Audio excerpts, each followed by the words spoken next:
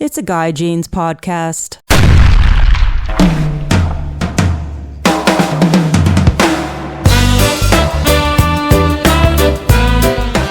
Hey, you guys, welcome to the podcast. This is Guy Jeans, your host.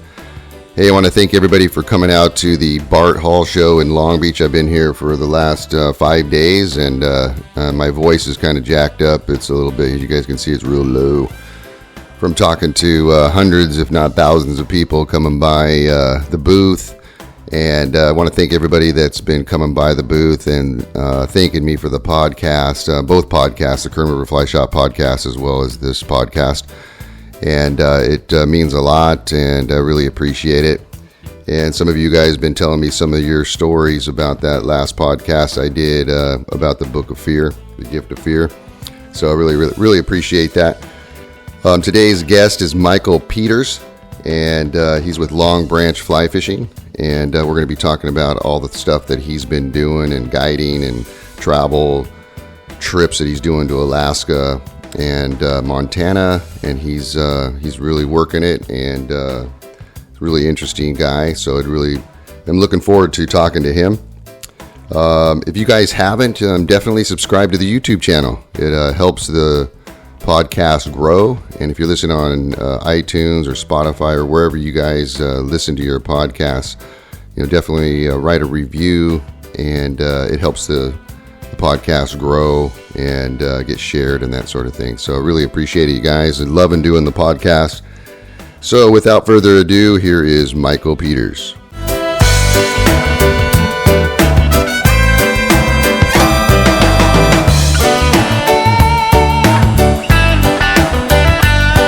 Hey Michael, how you doing?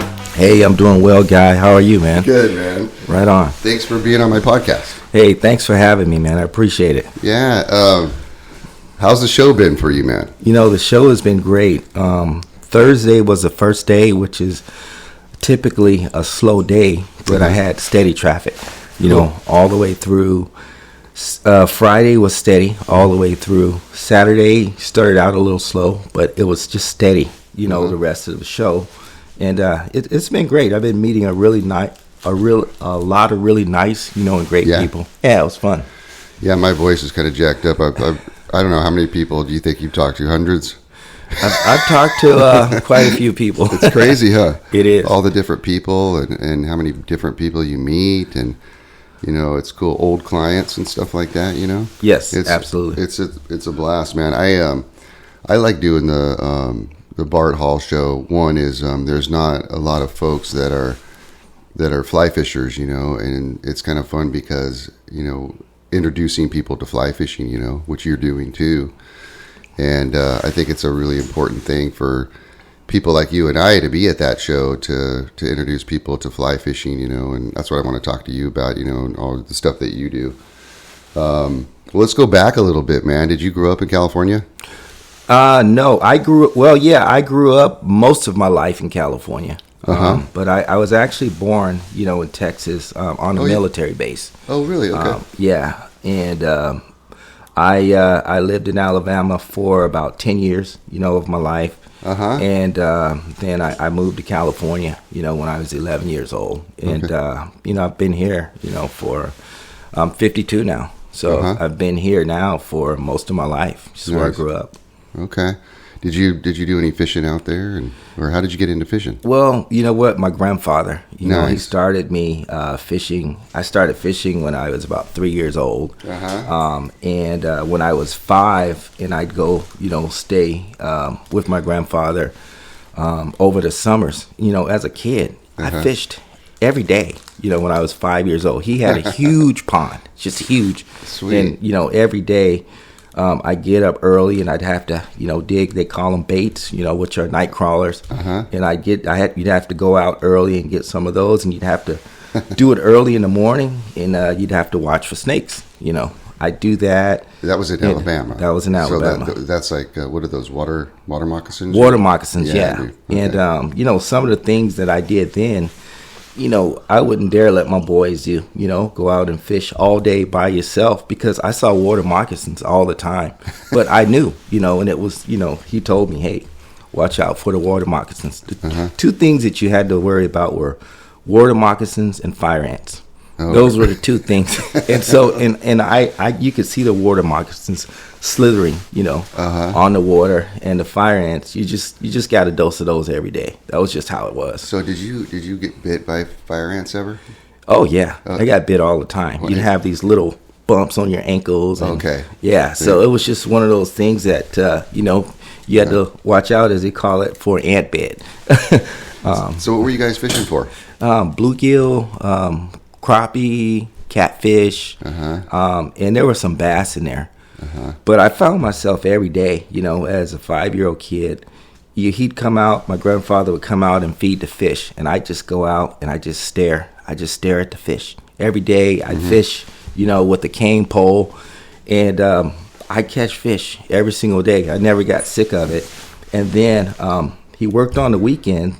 He worked during the weekdays, and when he was off on the weekends, he'd wake me up at 4 a.m. And then we'd go fish for catfish, from early morning to about midday every single weekend. And so I never got sick of fishing, and it was just something that I always loved.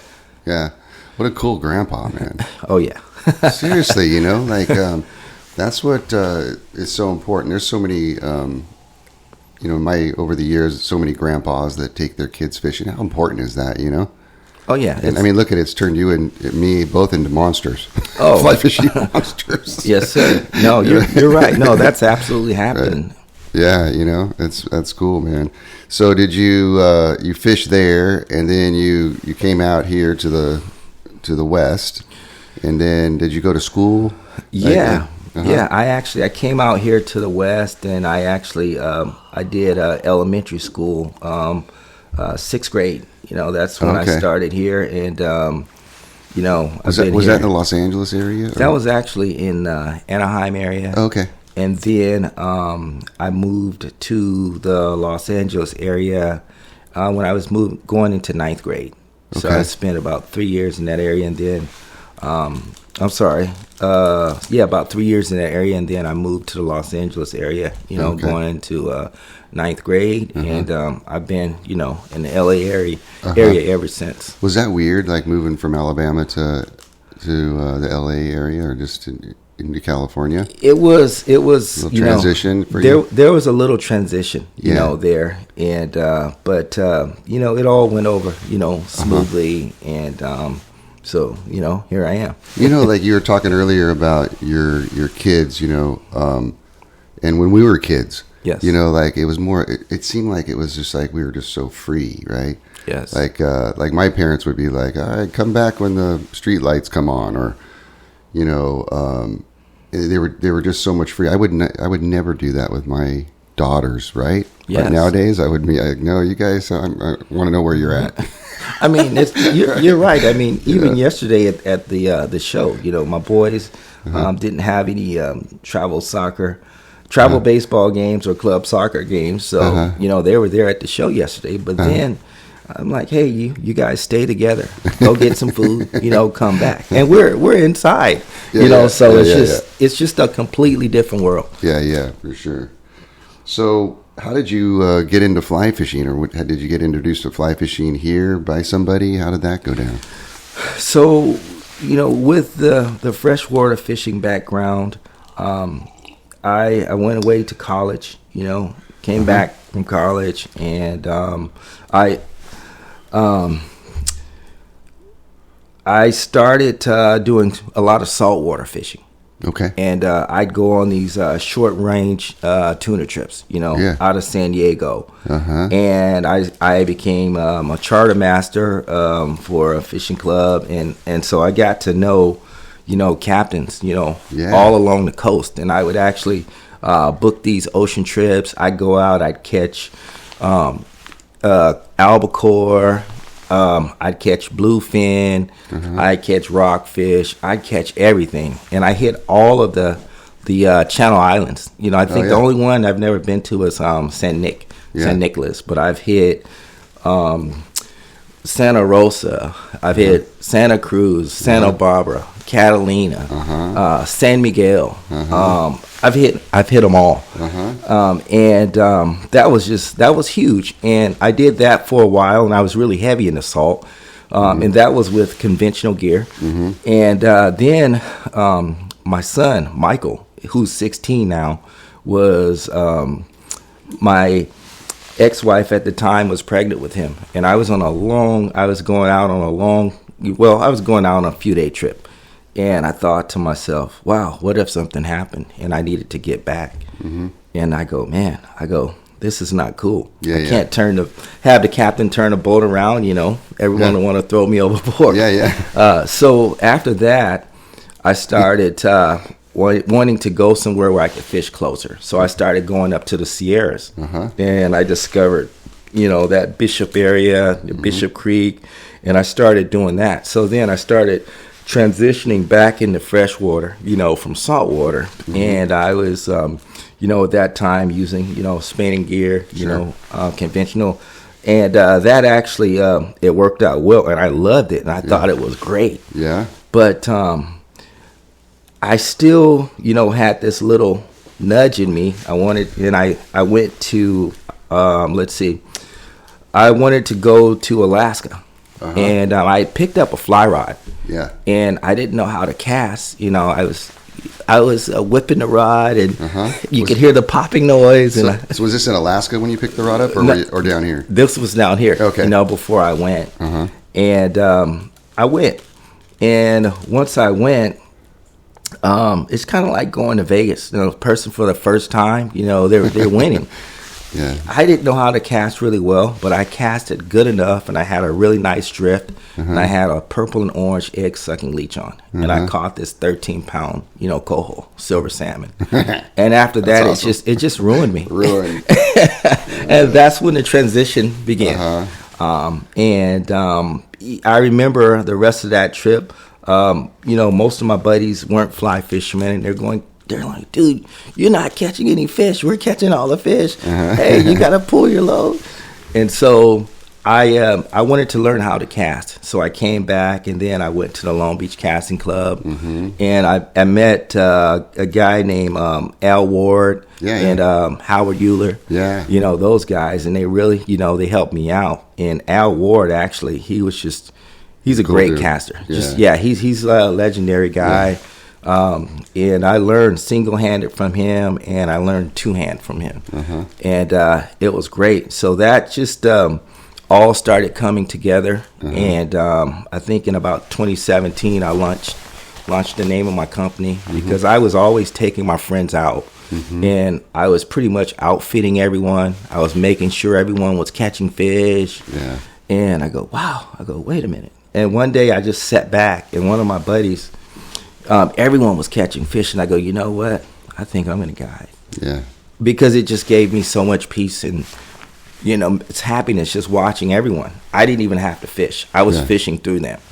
And I go, boom. So so that was it, and I just, I polished up on my casting, and then I, polished up on my knowledge, entomology, and just, a lot of things. I was already an outdoorsman, and, well into nature. And then I went to guide school, just to put a professional touch, on a lot of things that I already known. And so, here we are, off to the races. Nice, man. I wanted to go back to your college days too. Did you, were you an athlete, or did you just go there just academically? No, you know what? I went to Ole Miss, University of Mississippi, and I actually got a football scholarship. I thought maybe something was going on there. I played running back, and kick returner, yes. And so it was great.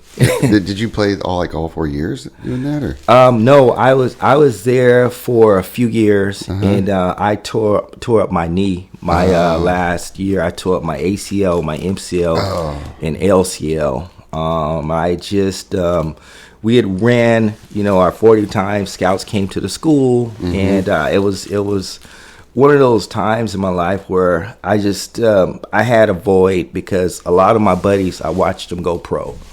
And guys that I played with, and my knee was, tore up, and I just had a little transition period. I had to work on that, and one of the things that I always had was fishing. I could go fishing, and everything would be fine. Yeah. You get hurt in football, man. It's a long time healing, huh? It is a long time healing, and it was actually one of the things that I used. Some of the things that I learned, from that. I actually have a really good buddy of mine that played. He played pro ball. He played with the Broncos, as well. And he was hurt. He had a career-ending injury, and I kind of introduced him to the outdoors and Nice. fishing and all of that stuff, and that helped him get through it, and he's doing well now. Oh, that's cool, man. Oh, what's it like? Like you're back. I've always wondered this, so I'm going to ask you this. So, like, let's say you're on the football field, and you said you're a punt returner, Kick return. Kirk returner. Okay. Yes. So, like, you get the ball and you're running, and you got all these ginormous dudes wanting to get you. What's that like? I would say, in a parallel universe right now, I would say it's sort of like the adrenaline that you get, when you get a real nice fish on. Yeah. But one of the things that happens is you're basically it's like fight or flight. You're running for your life, and you are. Just everything that you do in practice, it takes over. Yeah. And it's funny that you mentioned this, because yesterday in one of my seminars, I was talking, to some people, and I was saying, hey, when you go out fishing, you want to make sure that you practice, because that's one of the things, my coaches said, hey, you play like you practice. Like if you all week long, you don't practice, you get in the game, it's not just going to happen. And the same thing, I was talking about people who are freshwater fishing and then ocean fishing. So if you're freshwater fishing and you go ocean fishing, and that's what you've been doing prior, your first instinct is going to be to trout set. Right. And I said, hey, maybe you should just take some time, go out and practice strip setting, because it's just something different that you're doing. Yeah. And so it's to get back to your question, it's basically it's fight or flight, and you see all of these things happen, in front of you so quickly, and your body just reacts to the muscle memory and the things that you've been practicing, and it's just all in there. It's internal, because it's what you've been putting into your body, and it just takes over. Yeah. That's good. I love it, man. So let's talk about your guide service, Long Branch Fly Fishing. Yes. And tell me about that name. I've always wondered what that name. How'd you come up with that name, man? You know what? I'm a big outdoorsman. I'm a big Western guy. I love Westerns. And so Gunsmoke is just one of my favorite things in the world to watch, and I even watch it every night now. And I was just trying to think of a name, for my company. Yeah. And I was just laying there watching it one day in the Long Branch Saloon, on Gunsmoke. Oh, no way, really? Yeah, that's where everything happens, like all kinds of things. Okay. And I was thinking to myself, wow, Long Branch, hey, that's where everything happens. Okay. So I said, Long Branch Fly Fishing. So then I had this, attorney, this patent guy, he searched everything for me. And there was not a Long Branch, fly fishing. I know there's a Long Branch, New Jersey and a couple other places, but, he said everything's clear. Nice.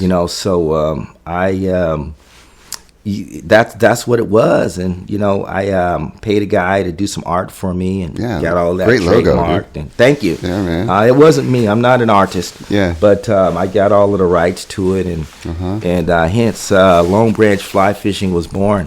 That name, and here we are. And that was in 2017 you started that? I came up with the concept in 2017, and I actually got the logo done in about 2020 when COVID was in, because this artist, things were down for him. He needed some work, and so he did that for me, because he usually worked with larger companies. Yeah. And it was just, he just had time, and it worked out well. So I had him dial it up for me, and here we are. You said something earlier that you were up in Alaska and you were watching everybody was hooked up and everybody was fishing and you were fishing through them. And so I want to tell you something that, most good guides say that. Really? Yeah, because it's true. Like, we're not fishing, we're guiding. And, I hear this all the time, when people want a guide for me, they say, well, I'm a great fisherman, I could be a great guide, this and that. And, yeah, that's true, but that's just part of it, And I had a similar story, man, when I first started my guide service, man. I wasn't guiding, but I was with a friend. And it just came over me too. I'm like, I'm not even fishing, man. I'm helping this dude catch fish, one of my good friends. And then it dawned on me, like, man, I think I could be a guide or something, And that's exactly what happened to me, man. Wow. And it's been 21 years now. You're not gray yet, though, bro. I'm gray. Oh, there's grays right here. Look at that, man. Hey. It's coming, man. It's coming. So tell me about your guide service. And you have a guide service and you have a travel business as well. Is that correct? Or like you host trips? I host trips. Yeah. Okay. Yeah. So tell me about that. Yeah. So locally here, I guide to surf. So if someone wants to go surf fishing, I can take them out and we'll fish the surf. I guide on the Lower Owens. Someone wants to go or meet me up there. I can, take them up there. I do. I host charters. Over to Catalina Island. Mm-hmm. I don't all on the fly, right? Yes. Yeah. Everything that I do is all on the fly. Yeah. Then I actually I have a hosted trip this year to Montana. Yeah. And that's going to be nice. So, if someone wants to go there on a hosted trip, we'll have some guides, on the drift boats, that can help them out. And I just love, helping people, get into it, casting lessons. If someone wants class, I had some people hit me up about a class to learn about, fishing. So I was going to do a combo class, teach them entomology, teach them about safety, talk to them about etiquette. Yeah, right. Good one. And, just give them some casting lessons and, just go from there. Yeah. What is it about guiding that you love so much, man? I mean, the thing that I love are the great people, that go out with you, because one of the things that I've found is it's not all about fishing, it's about the experience. Right on. I've had people go out with me and not catch any fish. Yeah. But they had a great experience and they had a great time. Nice. And, they go out with me again. Yeah, man. And I'm thinking, hey, that's kind of cool, because way cool. It's one of those things, as a guy that kind of eats up at you. You can't really control it. Yeah. But sometimes, if someone doesn't catch any fish, you feel bad. Yeah. And you're like, damn, they didn't catch anything. Right. And they still tip you and they still go, wow, I had a great time. I'll call you. We'll go out again. You're like, oh, okay. Yeah, man. Well, you just made it fun for them, and you were trying probably hard, and just the way it is, Yes. So you do Alaska trips too, right? Yes. Tell me about that. I've been going to Alaska now for, I'd probably say 11, 12 years or so. Wow. Or somewhere in there. And I've gone to different areas. And then I started going to this area called Prince of Wales Island. And I just kind of learned those river systems, in that area, inside out. And the owners, of the place that I go to are, pretty nice people. And so I just, said, what? I was taking people there already, and I figured, what? I could guide people here. So I got all of my permits and guiding paperwork together with U.S. Forestry, and then I had to put them on my, guides insurance, and I got all of my ducks in a row. I got that done, and so I guide there, and I take people, and we target different species of salmon. Different rivers have different species. Some rivers you're gonna get pinks, you're gonna get chum, and some rivers you're gonna get silvers, and then there's other places you'll get sockeye, and then there's Dolly. There's Dolly Varden, that are around also.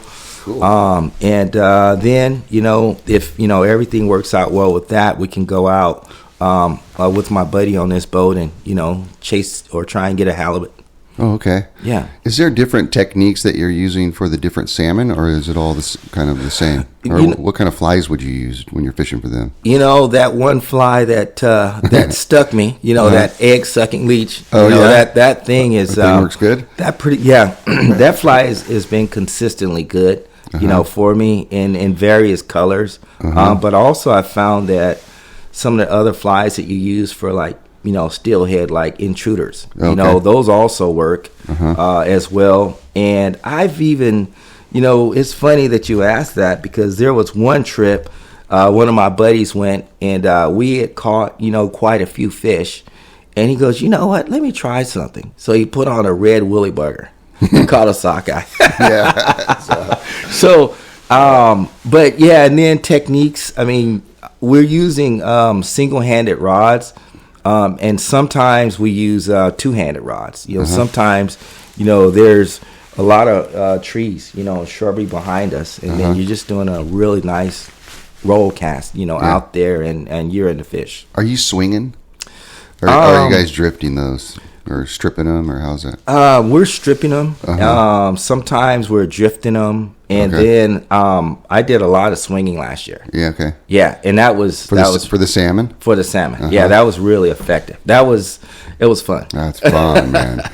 So are they eating it out of spite? Like, are they eating it out of aggression, or are they actually like really trying to eat this thing? Well, one of the things that I was told was that when salmon leave the ocean and they come into fresh water, they're no longer feeding. Yeah. So I think that it's more aggression, or spite. But once they hit the river systems, they're no longer eating, because they're preparing to spawn. Yeah. And they're making the journey, up the river to spawn. So you guys are just like putting that thing in front of them, and they're just getting irritated and eat it. It happens. Yes, absolutely. Is there a rainbow trout in the mixing with these guys, or steelhead or anything when you guys are fishing? Or well, the steelhead season there is more in the spring. Okay. And then there are some rainbow trout in some of the rivers, or some of the other rivers, and you do see them, occasionally, from time to time, and you'll catch them, by accident, sometimes, yeah. But are they usually pretty big too? Are they in there eating eggs? Is that what they're doing? Or well, a lot the Dolly Varden are eating, like flesh. They're eating they're eating the decaying carcasses, of the salmon. Yeah, and they're eating, some eggs. So a lot of times you can use what's called like flesh patterns, to catch, the Dolly Varden, or you can use like a, egg pattern, also. Interesting. Are you guys traveling around and going to some of the other little rivers and stuff? And are you guys seeing bears as you're up there and doing all that? Oh yeah, absolutely. So we're seeing, we're traveling to different rivers, and we are seeing bears. And and one time in particular, I had this big bear, pretty much just look at me, and she was marking her territory. And basically, she just dared me. And I go, hey, it's no problem. Because one of the things is in nature, it's just respect. Yeah. We're actually going into their homes. Yeah. The bears, they live there. Yeah. So we're going there to eat. That's their natural habitat. So, we do see bears, all the time. I usually... I have my 44 mag. I usually have that with me, and I have everyone else take bear spray. And and that's really a last resort. And Sure. I've never had a situation.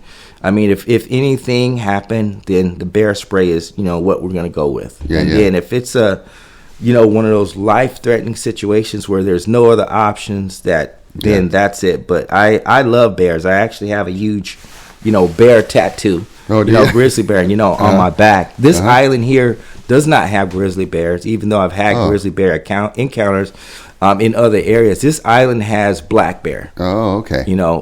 But they're still a bear. Sure, yeah, absolutely. But they just want to eat. Usually they'll eat and they'll go away. They'll get the food. And I have some video of some bear last year.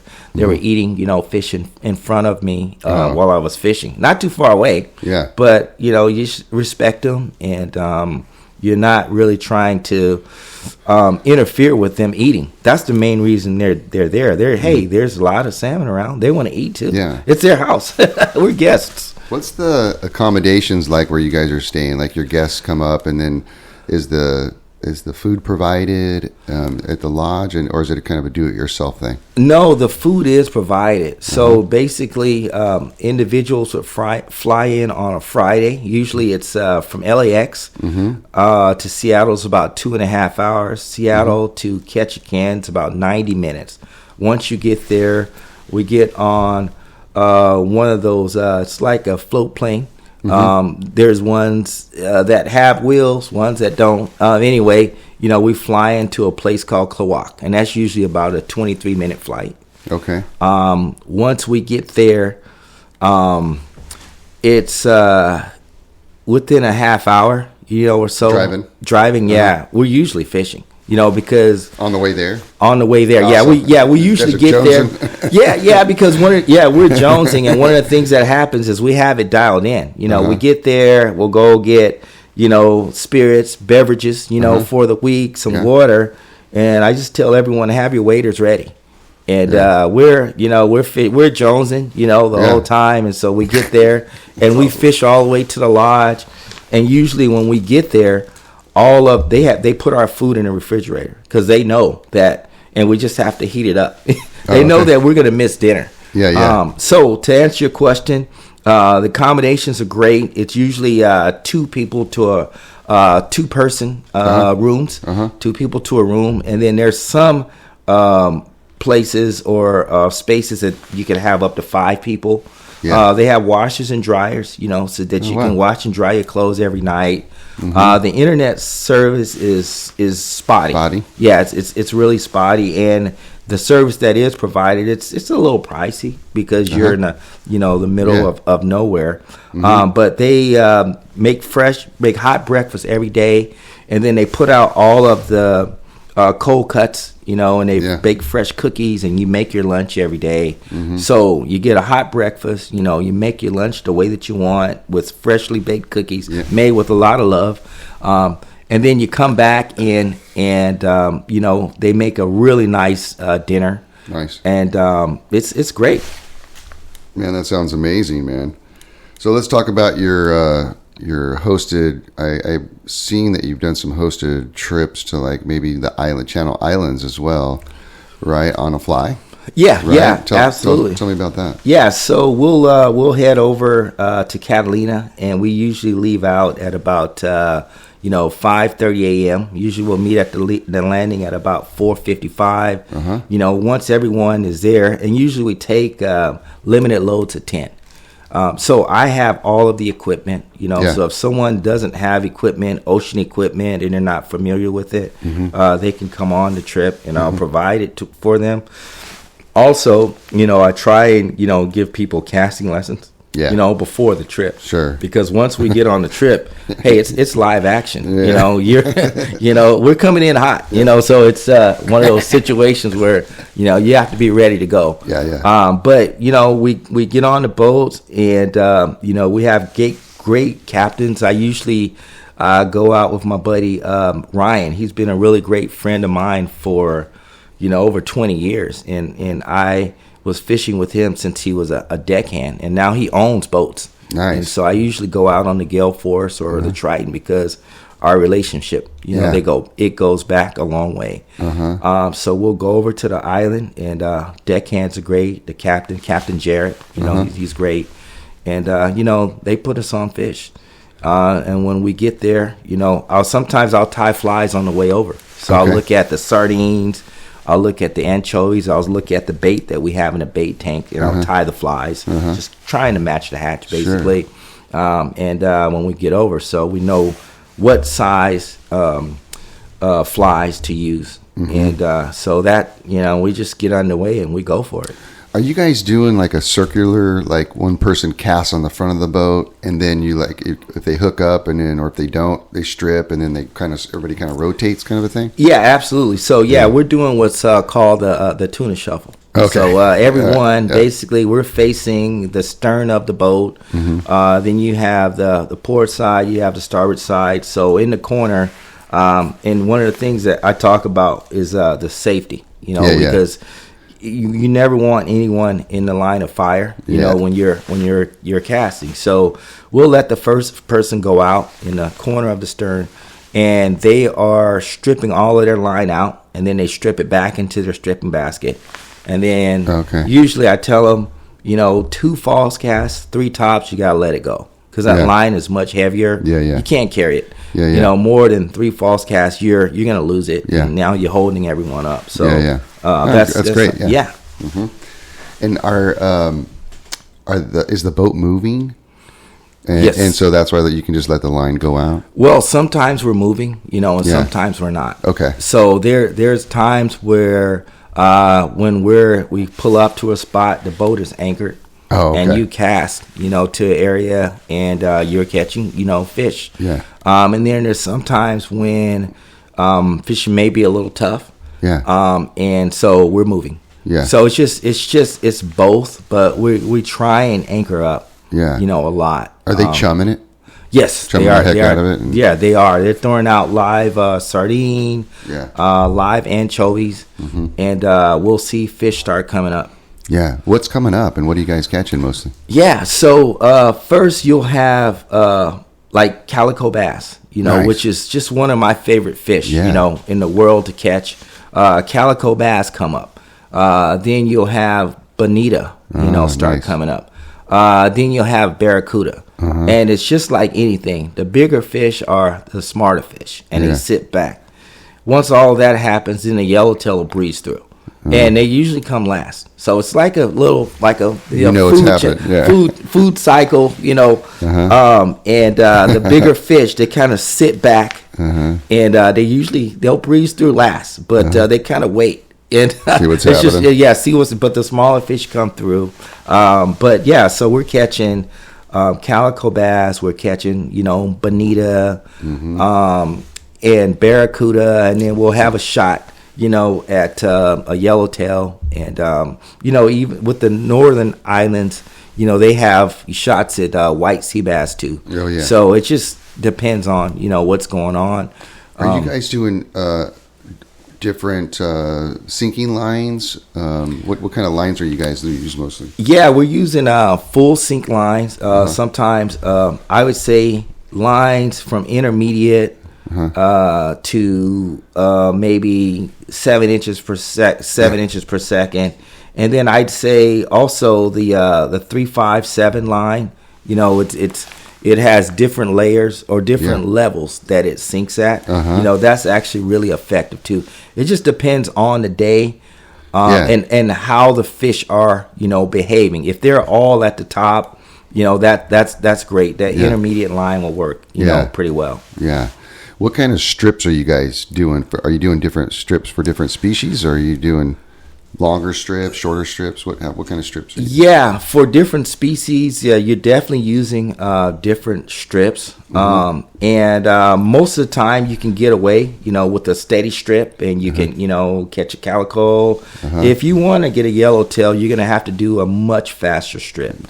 You can, double strip. You're going to put that rod under your armpit and a double strip, you know, super fast. And, you know, you're just trying to get that fish to, you know, chase that fly and just hammer it.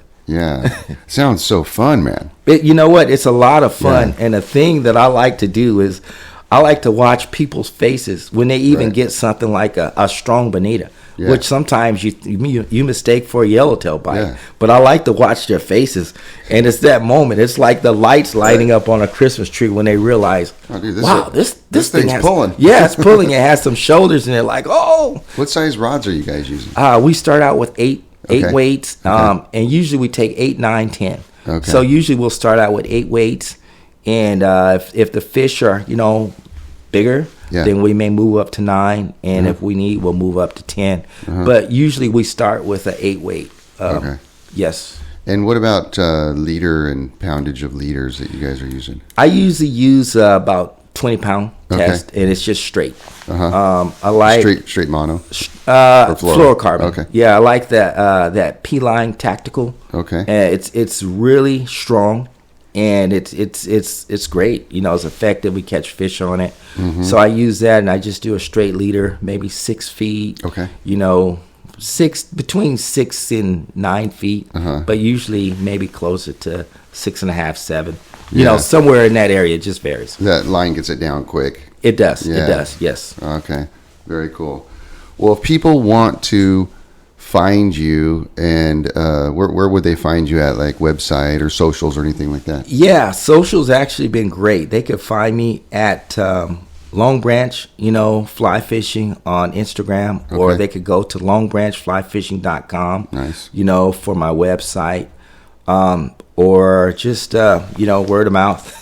Yeah, man. I mean, so longbranchflyfishing.com, and then at longbranchflyfishing on Instagram. Yes. What about Facebook or any of those? Or Yeah, Facebook, same thing. It's going to be Okay. Long Branch, fly Yeah. fishing, I have been watching you for a while, man, and I one of the things about my show, the podcast, is I like having people on that are like entrepreneurial in spirit, and you're Yes. definitely that, and people that are actually like creating something out of nothing, which you have done. I admire that, and I really like what you're doing. I like how you're like getting people into the sport.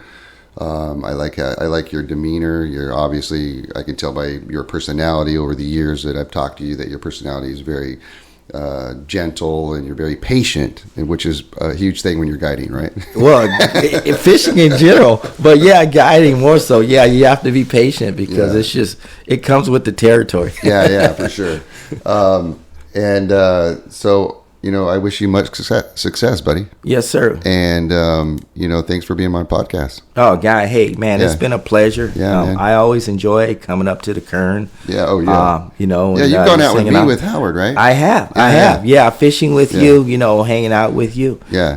It's great, man. And I think it's a great thing that you guys are doing, getting Yeah. a lot of women, Yeah. into fishing, Yeah, yeah. up there, in the Kern. That's just a fun It's event. crazy, I love it. It's crazy, awesome. man. It's, I love it too, man. I mean, it's unbelievable the amount of women that come to the Southern Sierra Fly Fishers Women's Day. Yes. I mean, it's like 60 at a time, getting into it, and then they continue, Oh, yeah. and it's pretty cool. No, it's great. I referred a couple of women, to that event Yeah. yesterday. I'm going to stay in touch with them and make sure, Yeah. that they attend, this year. Absolutely, man. But thanks again, Guy, man. I really appreciate you Yeah. having me on, and I love what you're doing. Yeah. Up there, and it's branching out, Yeah. down here, Yeah, as for well. sure. So Oh, it's absolutely. definitely great, man. We got to keep doing different things, right? Yeah, absolutely. All right, buddy. Thanks, man. Hey, thanks, Guy. I appreciate it, man. You bet.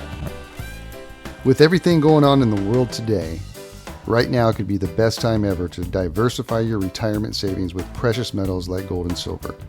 I just bought some precious metals myself, and I got them from the top-rated company Goldco. They couldn't have made the process easier, and their customer service was impeccable. Goldco has helped thousands of people just like you and me place over $2.5 billion in gold and silver. They're rated A+ by the Better Business Bureau. They've earned over 5,000 five-star reviews. They're a 7-time Incorporated 5,000 winner. And that's just mentioning a few of their accomplishments.